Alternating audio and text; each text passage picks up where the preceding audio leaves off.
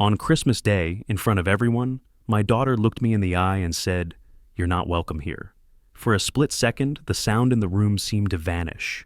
No laughter, no dishes scraping, just the soft hum of carols from the living room speaker and the faint hiss of the radiator near the window.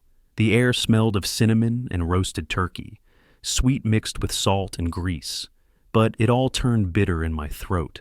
I stood in the archway of Emily's dining room, half seeing my reflection in the glass door of the china cabinet. The warm yellow lights overhead threw halos off the polished wood table where 10 people sat. Her new family, her husband, his parents, a few cousins I barely knew. Wrapped gifts glittered near the fireplace. A golden turkey rested in the middle of the table, its surface glossy under the chandelier. Emily said it again, softer this time, but just as sharp. "Dad, you shouldn't be here." Her husband, Mark, let out a short, awkward laugh, eyes darting between me and his plate. Her mother-in-law pressed her lips together and focused on smoothing her napkin. My brother, David, coughed into his hand and busied himself with the carving knife, pretending the turkey needed more slicing. Someone down the table muttered, "Best to leave it," voice low, before the scrape of cutlery drowned him out. I didn't answer. I didn't move. In my coat pocket was an unopened envelope addressed to Emily. Inside it was a document I had signed 2 days ago, my Christmas gift to her. Not money, not jewelry. Something heavier, something lasting. It stayed sealed. My hand never reached for it again. At my waist hung an old pocket watch. The steady tick against my hip felt louder than the music. A Christmas present from my father long before Emily was born. I glanced down, thumb brushing over the silver case. The time read 7:42 p.m. I fixed that exact minute into memory like a marker on a map. A wine glass I had set on the table's edge earlier reflected the string lights from the tree. No one had touched it. My seat was left empty, though the table was full, and now Emily spoke over me, sliding into a casual conversation with Mark's cousin about ski trips, her voice smooth, almost cheerful. In that moment, she erased me. I kept still, listening. Chairs creaked. Her brother-in-law made a joke to lighten the air, but his laughter was too thin. Someone dropped a fork. It rang sharp on the tile before silence claimed the room again. Emily never looked back at me. That was the cruelest part. A flat dismissal. Not anger, not tears, just dismissal. I thought about speaking, just one line to defend myself, but I pressed my tongue to the roof of my mouth and swallowed the impulse down. Words said in anger could be twisted later, rewritten in their stories. Silence, though. Silence could not be edited. Silence lingered. Instead, I observed. Mark shifted in his chair, shoulders tight. Emily's mother-in-law whispered something under her breath and looked at the doorway as if I had already left. David stared straight at the turkey, his knife suspended, unwilling to raise his eyes toward me. Every detail, every movement etched itself into my mind like entries in a ledger. A horn blared faintly from the street outside, breaking the room's tension for a heartbeat.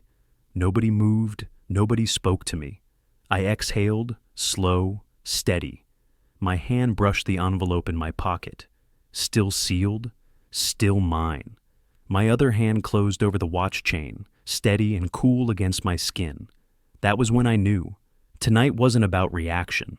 It was about record. So I logged the moment. Who said what? Who looked away? Who stayed silent? I knew it wouldn't fade. I stepped back from the archway. The hardwood floor creaked under my shoe. No one stopped me. No one followed me. Emily raised her glass toward her husband as I turned away, the sound of clinking crystal, carrying like a small celebration. I tightened my coat around my shoulders. The air by the door felt colder, sharper than the rest of the house. A draft sneaked in through the frame, brushing against my neck. I looked once more at the table, my daughter laughing politely, my family avoiding my gaze, my empty glass catching the gleam of the Christmas lights. I opened the front door. The winter air swept in, bitter and raw. My breath curled out in faint white clouds. I said nothing. I walked out into the night, the watch ticking at my side. Each beat measured, each beat remembered. They thought it ended here. It didn't. The candle smoke clung to my coat as I stepped into the cold Christmas rain. Even in the open air, it followed me, seeping into the fabric like memory itself. Each breath I drew carried that faint trace of burnt wax and cinnamon spice, and it carried me backward, back before the betrayals felt sharp, before the words, "You're not welcome here," were spoken, back to nights that blurred into mornings. I remember it like a ledger entry, clear and fixed. Janitorial shifts at Jefferson High from 11 p.m. to 4 a.m. Construction work on Monroe Street from 6 a.m. to 4 p.m. Sleep was whatever I could steal in between. That year, I missed my own birthday. I worked through it so the mortgage payment would clear. Page 49 in one of my ledgers has the receipt. Blue ink, dated August 2nd, signed by clerk number 182. I saved it. I saved everything. 2001 came, and Emily was still in elementary school. Tuition notices piled up, letterheads stamped and dated. I didn't think twice about paying them alone. That same year, I turned down a promotion at the construction firm. It would have meant travel, weeks away, better money. But I told myself she needed me at home more than I needed the raise. That's a note too, in a spiral pad with crimson edges. Declined offer, September 17th, 2001. Even my refusals are written down. The winters hollowed me most. One year, the heat cut off in mid-December, when overtime went unpaid for 3 months. Emily shivered under blankets that let cold air seep through at the seams. I'll never forget lying awake, staring at thin frost spreading across the inside of a window, praying the power would return. That's how sacrifice looks. Not noble, not grand. Just cold floors and empty eyes, bright auditorium lights, oak panels, a school ceremony. Emily stood at the podium, clutching a plaque. She thanked her teacher, her friends, the debate team. My name never left her lips. I clapped from the back row. I clapped anyway. Years stretched thin. One summer, fever pounded through me.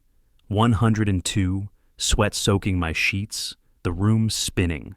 Emily left for the weekend, a trip with friends. When she came back on Sunday evening, she walked straight to the hall closet, asked me for the spare car keys, and left again within 10 minutes. She never asked if I was better. The lines started small, simple dismissals that stacked on one another. "Dad, it's not a big deal. Dad, you don't understand how things work now." Each sentence chipped away quiet as termites in wood. One day I climbed into the attic. Dust floated like ash. In a corner, under a cracked box of holiday lights, I found a tin container no bigger than my hand. It held letters from my late wife, Emily's mother, slanted handwriting, faded ink, some words blurred with age. Notes about how we scraped pennies, about mortgage payments that had to be delayed, about believing in each other. I remember the smell of those papers, a leathery, deep scent of old envelopes and fading glue. That smell carried me like a tether to her voice and to the weight of what I had carried alone for so long. That tin became my Exhibit A, though no one knew it yet. There were receipts too, thousands of them, grocery slips, utility bills, bank stubs, tucked away in ledgers, page-numbered in pencil. I never threw them out. Everyone teased me for being obsessive. They didn't understand. Those scraps weren't clutter. They were proof. The world shifted again with computers. 2008, Emily borrowed my login to file a FAFSA form. She used it more than once. I didn't know until later that she left a trail without realizing it. My account accessed from her dorm IP, her emails tucked into my sent folder. I kept screenshots, saved to a flash drive, file creation date, October 14th, 2008, at 9:12 p.m. Evidence then, though I didn't call it that at the time. By 2015, I had reduced myself to background in my own family. Thanksgiving that year, Emily asked for help drafting a speech for her community college presentation. I wrote every word, cited sources, even inserted quotes. A week later, she delivered it at her event. Her crowd clapped, her name was applauded, and I watched from the third row. She signed her name across a copy later, framed it, and hung it on her wall as if it were hers alone. That same winter, the ripple of erasure became undeniable. Emily sent a holiday card to her wide circle of friends. It bore her married last name, bright photos of her, Mark, and his parents in coordinated sweaters. Nowhere did it mention me, not as a father, not even as living. I knew because a neighbor showed me after she received her copy. I stared at that card for 10 long minutes, measuring every white space. In one glance, I was struck off, erased clean. I turned to my records to stay sane. Old ledgers with ink smears across the edges, receipts warped from water damage, but still legible.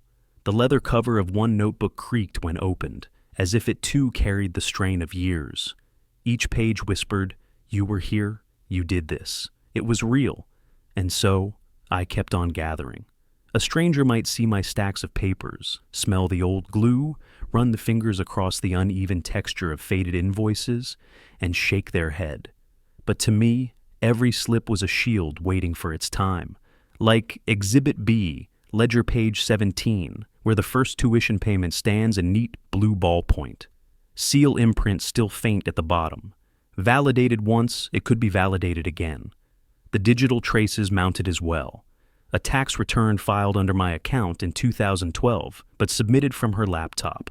IP mismatch recorded in the header. I've printed it, sealed it in envelope number 5342AX, labeled with date and initials so no one could challenge the chain of custody later. Even the humiliations became their own exhibits. My silence was a folder, thick but organized. My removal from her holiday card was page 47 in what I came to call the erasure file. My handwritten note at the bottom reads, "Not weakness. Gathering."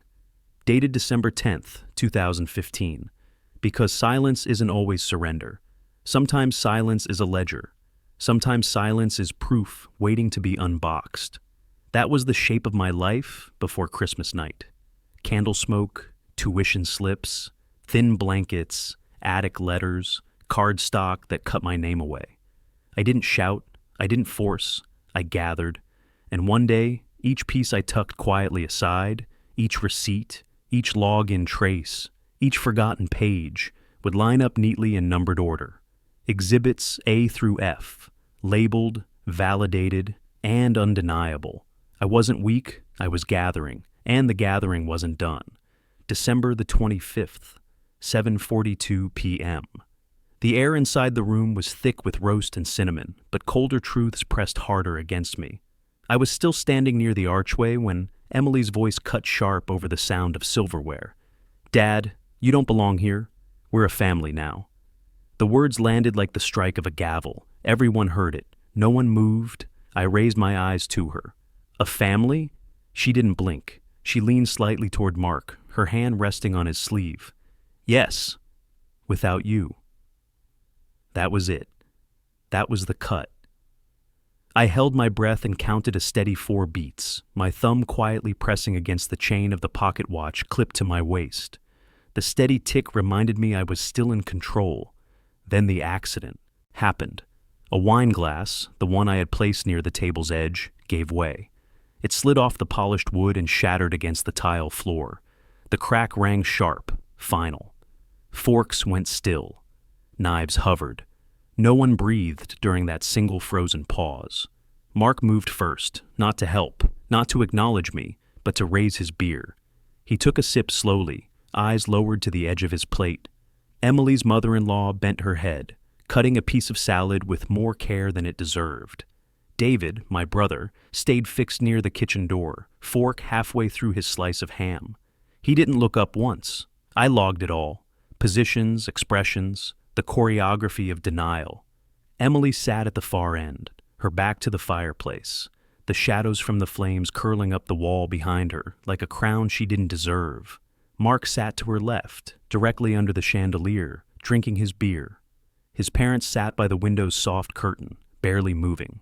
David positioned by the kitchen door, carving meat he didn't intend to serve. My empty chair sat to Emily's right, its cloth napkin still folded, unclaimed. The geometry of betrayal. I glanced again at the watch, 7:42 and 34 seconds. I fixed it in my mind like Exhibit A, timestamp clear. Humiliation sealed not only in memory, but in evidence. I slid my phone from my pocket, the brightness reflecting off my palm. A pulse of silence hid what I was doing. Screen lit, notifications waiting. Missed calls at 6:31 p.m. and 7:05 p.m., both from David earlier that evening. I screenshotted them. stored at 7:43:12, time-stamped, documented. Not because I needed them yet, but because careful records never failed me. Emily cut another piece of ham. Her voice rose again, lighter now, directed toward her cousin as if I were invisible. The slopes were icy last year, but Mark handled it fine. Every smile, every laugh, every word after her line was meant to sweep me aside. My pulse stayed level, my breathing steady. I whispered only one word, barely audible but deliberate. Understood. Mark shifted slightly, chair legs scraped the tile. It sounded louder than it should have. Emily didn't acknowledge me at all. Inside my coat hung a notebook. A small one, leather-bound. Blank until tonight. Later, I would sit and open it. First entry marked in black ink. December 25th, 7:42 p.m. Direct quotes, exact phrasing, observed witnesses. The layout of the table sketched in spare detail. The silence logged as complicity. But before I turned to go, I gave myself one more breadcrumb. I knelt slowly, careful, and lifted a fragment of the shattered wine glass. Its edge caught the chandelier's glare, throwing faint prisms across the tile. I set it back down, pulled out my phone, and captured a photo. Timestamp, 7:44:23 p.m. The photo contained the scene's geometry, the empty chair visible, the napkin folded, the shards scattering toward my shoes. That photo would become Exhibit B, my daughter. Didn't rise. Nobody offered words to stop me. Their choice was their record. Inside me, the temptation swelled. To shout, to accuse, to claw back the dignity ripped in plain sight. But I remembered what loud words cost. Volumes of energy, spilled and wasted, twisted and reinterpreted. Silence, by contrast, stayed pure. Silence could not be rewritten, so I gave them silence. I gave them a calm they would misread. They smiled it away, relieved maybe, convinced I had retreated. Mark reached for another beer. Emily leaned further into her circle of warmth, dismissing me fully. They mistook the bow of my head for defeat, but defeat never leaves with a photograph in its pocket. I pressed the watch once more, the tick steady, proof that time records all things whether or not we want it to. I turned toward the front door. The hardwood creaked beneath me. I heard the shifting weight of someone adjusting in their chair, but still refusing to speak. I rested my hand briefly on the doorway frame, noting the feel of polished wood under cold fingertips. A final sensory entry. Then, without anger or storm, I said the line I knew could carry. This will not be forgotten. I walked out as candlelight flickered against the walls, closing the door behind me, shutting out the smell of turkey and spice. The night air hit sharp and frozen. Rain tapped the pavement. My coat clung heavy with smoke and bitterness. But as I stepped into the concrete dark of December, every detail inside that room followed me. Each timestamp secure, each silence recorded, each broken shard saved for later. They thought my silence meant the story ended. They didn't see it for what it was, entry number 1 in a case file they hadn't yet realized existed. And what comes after an entry is always the next. The key was small, brass, and cold when I found it. It rattled loose inside the back compartment of my old pocket watch, a sound I had never heard before. December 28th, 9:17 p.m. I wrote that down immediately. The discovery wasn't chance. I had been rewinding the watch every night since Christmas, listening to its tick as a way to steady myself. But that night, I twisted too far, heard a scrape, and felt the lid shift. When I pried the backing open, the key slid into my palm. It didn't match any door in the house, not upstairs, not downstairs. I searched until I remembered the trunk in the basement. Emily had kept boxes there a decade ago, but forgot about them. The trunk's lock had sat untouched, rust circling like faint bruises. The key turned smooth. The lid opened with a soft creak. Inside were folders, mislabeled, stacked, and suspiciously neat. One was marked Receipts 2013. I knew it the moment I touched it. That was no file of grocery slips. The first document stared up at me in black type. Board resolution, amended, March 2013. Signature line at the bottom. My name forged. I didn't shout. I didn't slam the lid. Instead, I lifted the folder, carefully holding it from its sides so my fingerprints wouldn't cover the edges. Chain of custody starts the moment you touch something. I knew better than to contaminate what might become Exhibit A. December 28th, 9:44 p.m. I logged the time. I wrote, folder, mislabeled, contains forged documents, seal impression missing, witness, none yet. The copies piled deeper, addendums to a will I had never seen, dated bank transfers with mismatched signatures, share certificates lacking their notarized stamps. Even the paper stock varied. Any accountant would have spotted it. I photographed each page as I found it, my phone clicking one by one, EXIF data auto-stamped in the corner. I stacked them neatly again, returned them to the trunk after photographing, and locked it. Then I slipped each image into a new digital folder on my encrypted drive, labeled Discovery/December 28th. Backup 1 went into a sealed envelope at 10:12 p.m., marked with my initials and serial ID, 5342AX. Backup 2 uploaded quietly to cloud storage. The evidence was mine now. 2 days later, December 30th, 3:35 p.m., I walked into a lawyer's office off Lexington Avenue. The blinds were half drawn against pale winter light, the smell of coffee and toner hanging heavy. His name was Michael Torres. He had served once as state counsel. Stern eyes, no wasted words. I slid 3 notarized copies of my images across his desk inside a clear sleeve. He adjusted the glasses on his nose, examined the first page, murmured, "Notarized on March 3rd, 2013. But this signature doesn't belong to a licensed notary. Look at the seal number." He pointed with a capped pen. Seal impression faint, digits misaligned. I felt no anger, only confirmation. We spoke little. He laid one hand steady on the papers. Chain of custody now starts here, with me acknowledging receipt. He stamped each copy with his office docket number, 22-3741. A sound of finality echoed with each press. That was Exhibit A, established and secured. Over the next week, my life slowed into rehearsed order. Each night I sat at my kitchen table with receipts and files spread before me like puzzle pieces. The scanner whirred, light bands sliding under each page. I numbered them in sequence, page 1 to page 87. The sound of the scanner head moving was a metronome, steadying me the way the pocket watch once had.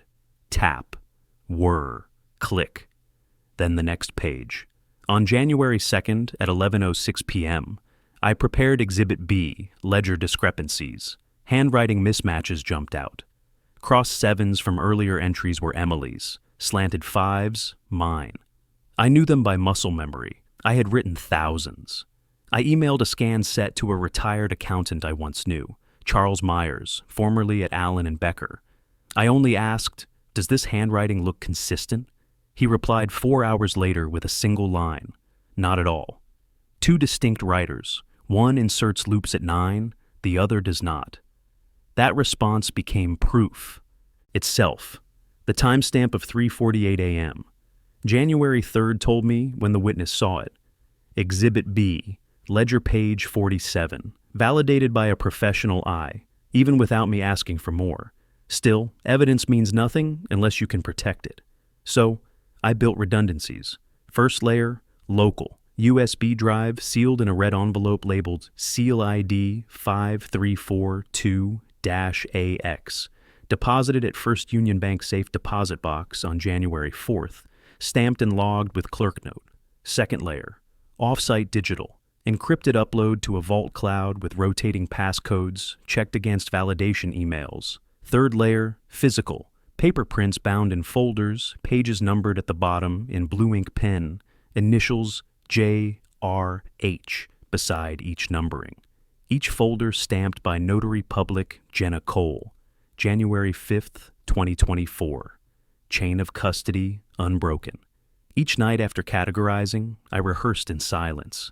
I sat under the dim bulb in the dining room, spreading pages, lining them by exhibit numbers A through F. I asked myself the questions Emily or anyone else might ask. I practiced answering with short, sharp lines until they were muscle memory. What makes you so sure? This seal is invalid. Why didn't you say earlier? Chain of custody secured, document notarized. 3 rehearsed answers, no shouting required. Sometimes I picked up the pocket watch and balanced it beside the exhibits. Its tick was metronomic against the silence of the house. The kitchen clock ticked differently, slower. I could tell the distinction. That was how attuned I was to time. Time had a way of keeping witnesses. By January 6th, my folders stood ready.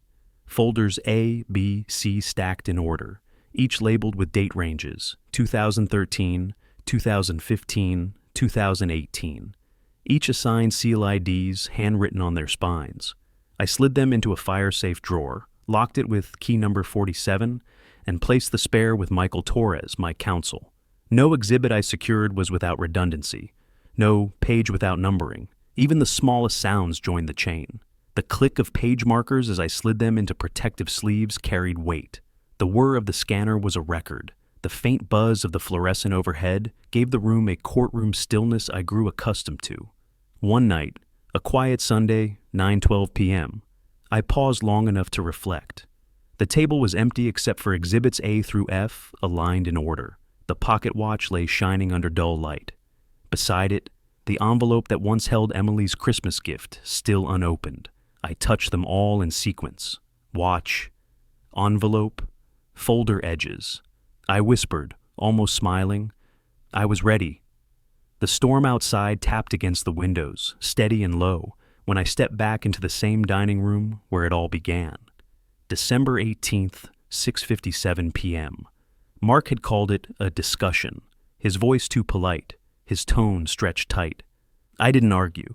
I came with one thing in my hand, a worn leather folder. The smell in the room was the same, turkey grease still absorbed in the curtains, faint cinnamon, candles clinging to air, warm yellow lights overhead, but dulled now by heavy shadows moving from the storm. The clock on the mantel ticked once, twice. That was the rhythm I chose to walk by as I moved forward and set the folder down on the table. The scrape of a chair leg against hardwood was the loudest sound so far. Nobody welcomed me this time either. They just looked. Emily sat again opposite the fireplace, the same chair where she told me I didn't belong. Mark at her left. His parents by the window, David by the door. The geometry hadn't changed. I didn't sit at first. I placed the leather folder down and let it rest flat on the wood. The storm rapped harder against glass. I opened it slowly. Papers inside were crisp, corners labeled, exhibit tabs fixed along the side. Exhibit A. The unaltered deed, my name clear as ink on white.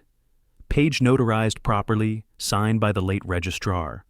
A second page followed, the addendum Emily had waved once at me, but this time showing the official notary's signature and seal ID 2213-Q.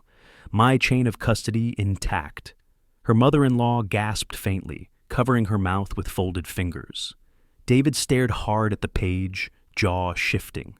Emily leaned forward, voice low but sharp. "This isn't real." I met her eyes. "The ink doesn't lie." She flinched but didn't touch the document. Mark adjusted his glass. He didn't drink from it. I slid Exhibit B across the table. Ledger pages, numbered bottom right in blue, initials JRH. Dates ranging from 2013 to 2018. On page 47, highlighted lines showed siphoned transfers. The scan print carried timestamp EXIF data. March 5th, 2018, 10:11 p.m. I had the photo too, sealed inside envelope number 5342AX. Emily's hand trembled when she reached for the edge of the folder but stopped halfway. Mark finally spoke. "You tricked her." His voice faltered. I pointed with two fingers. "These aren't my numbers. Not my handwriting." Across the table, lawyer Michael Torres sat silent in his dark suit, his presence quiet but heavy. Without looking at me, he nodded once. He slid a validation slip forward, stamped with office docket number 22-3741. He said only, "Confirmed." Exhibit C followed, corroboration. Text printouts from Emily's phone backups. Dad won't notice. He never checks. Dated March 2016, March 2017. Call logs. Missed calls marked at 6:31 p.m. and 7:05 p.m. on Christmas night. screen captured, stored, validated, and login trace copies. Her IP address filing under my FAFSA login. Each page stapled, labeled, initialed. Emily's chair scraped back suddenly. She stood. Anger spread across her face. "You tricked me." I laid the watch on the table beside Exhibit B. Its tick filled the silence. I kept my voice steady. "The dates don't forgive." She sat hard, hands shaking against the edge of her chair. Fear now replaced fury. Her fingertips pressed so tight against the table they left small white marks. Her eyes darted around the room, desperate, searching for an ally. "Please," her voice cracked. "We can fix this." I let the pocket watch tick again between us before I answered. "No." The storm outside pressed still harder, a gust shaking the window pane. But inside, the room thickened with a pause no one wanted to break. The documents lay flat in order, Exhibit A, B, and C. Signed, stamped, validated, undeniable. Every eye in the room lowered to them. Emily's shoulders slumped. She covered her face, a muffled sob breaking once through her fingers. Her so-called family bent their gazes downward, silent, unable to move against the reality boxed on that table. Even the clock ticked quieter. I breathed in, that air heavy but clean. No more words, no shouting, no need to. The balance had shifted, slow and final, like a scale deciding which weight mattered more. They had erased me here once. Tonight, the silence reclaimed my name. And as I stood to leave, the folder still open on the table, the only sound in the room was the steady tick of the watch. In the room where they erased me, the silence learned my name. The first sound was the thud of a clerk's stamp. January 10th, 9:02 a.m. Case number to 24-1193 entered into the record. A red ink mark pressed against thick paper, the kind you could still smell hours later. That was how justice always began, not with flames or fury, with ink and a clock, and the small sound of authority fixing its seal. I stood beside Michael Torres as he slid the packet forward across the wooden counter. The folder that once lived on my table, filled with Exhibits A through C, was now bound tightly with string, each seal intact, each page numbered, chain of custody marked in his clean signature. The clerk didn't look at me long, just nodded and stacked the folder inside a gray bin already filled with cases. But I knew. Once those pages entered the system, they could never vanish again. By January 15th, the notices started. A printed sheet pinned to the courthouse bulletin board. Hearing announcement, January 29th, 9 a.m., Division 4. Typed in small font, docket number matching mine. I copied it word for word into my pocket notebook, the flick of my pen steady. The house deed was the next shift. On February 3rd, the property where Emily now lived changed hands. By law, by registry, the home left my name and hers both. I had signed it forward not to her, not to Mark, but to the United Hearts Community Foundation. A stranger on paper, but chosen for a purpose. The county registrar notarized it March 3rd, seal, Owand D 6614-B. The page carried her stamp clean and final. That was the gift I gave on Christmas that never left my coat pocket. They thought my silence was surrender. In truth, it was preparation. Frozen accounts followed. On February 11th at 2:17 p.m., sheriff notice served, Mark's checking account suspended, Emily's joint savings frozen until inquiry could proceed. Chain of custody slip tucked in blue envelope. Officer's initials J.D. signed clearly. Receipts confirmed. Notices delivered. Each line was cold but direct. What built quietly over years fell apart in months. Meeting minutes leaked next. Board of United Energy, where Emily had pulled signatures, posted her removal as caretaker on February 25th. Formal resolution passed unanimously. A copy delivered to Torres's office, marked Exhibit F. Outside the paper, the whispers began. I heard them in the diner around the corner. Coffee smelled sharp, waffle grills sizzling. Two neighbors murmured behind steaming mugs. "You heard about Emily?" Accounts frozen. Another leaned close and asked, "But why didn't her family? Why didn't her own father defend her?" They didn't know the silence was the defense, the most patient, careful kind. One by one, allies thinned. The same in-laws who stared at plates during that Christmas dinner quietly stopped returning her calls. Invitations missing her name.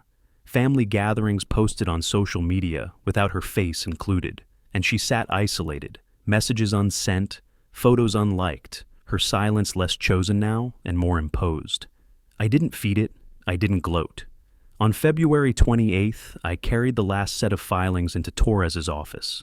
I slid the leather folder across his desk, lighter now than when I first carried it.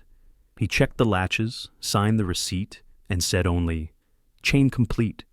I didn't wait to hear more. I handed the folder, turned, and walked out into the cold light of morning. Closure arrived not in fireworks, but in small locks. One drawer in my room, oak, brass handle shaped like a tear. Inside, the tin box of letters my wife once wrote, the pages with faded ink and soft edges.